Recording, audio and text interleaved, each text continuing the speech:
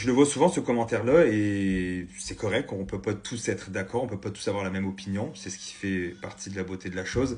Quand le titre de la vidéo c'est si tu aimes ton enfant, évidemment c'est juste un gros titre, on ne le pense pas réellement. On sait très bien qu'il y a des gens qui ne peuvent juste pas mettre beaucoup ou qui aimeraient mettre plus pour leurs enfants dans leur RE et qui ne peuvent pas.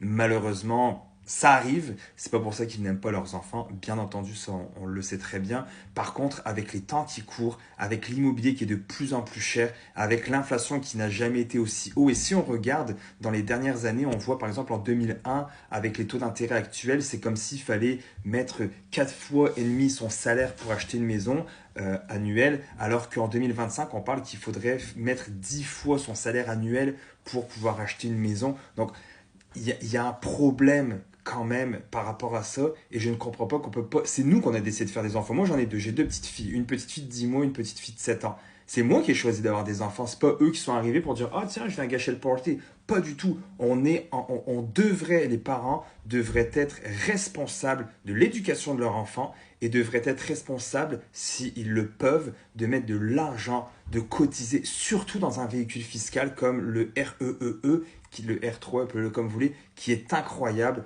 pour les enfants, que ça leur donne un tremplin comme on peut même pas imaginer.